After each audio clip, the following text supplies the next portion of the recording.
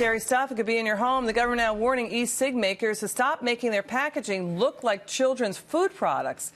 This after reports of thousands of kids accidentally drinking this toxic e-cigarette vaping liquid. E-cigarettes have labeling and advertising resembling kid-friendly products like juice boxes and candy with cartoon images. Look at the e-cig stocks closing in the red today. Let's bring in this expert to react, Dr. Janette Nesheiwat. What can happen when a child drinks vaping liquid? So, Liz, it can be life-threatening. Your heart can stop. You can go into cardiac arrest. You can have seizures. You can stop breathing. If you stop breathing, that's lack of oxygen to your brain. You can either develop brain damage or become paralyzed, become an It's so scary. state. Did we know this about e-cigarettes, vaping liquid, that it could cause all that? Well, absolutely. So usually adults are supposed to inhale it, but the liquid itself, if a child ingests it, that's a poison. That's a toxin. It's a chemical. And also, if a child doesn't pass away from the poisonous toxin ingestion, they can develop addiction. And children, highly addictive.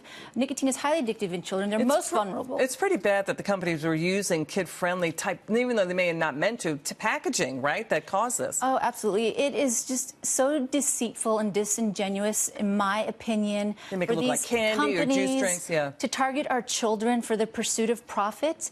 I mean, that's criminal. It's child abuse, in my opinion. And come on, cotton candy flavors, creme brulee, mango flavored fruit medley. That's definitely targeted towards children. The second story I want to ask you about is this weed killer chemical is showing up in granola. What's going on here? So the chemical, we know, it's found in Roundup. It's a weed killer. It's used to kill unwanted plants and weeds. Anything that's used to kill a growing organism, we know it's going to have some sort of impact if we ingest it. If you come into contact with this chemical, glyphosate is what it's called. Glyphosate. It's even difficult to say. Yeah, glyphosate, yeah. You got it.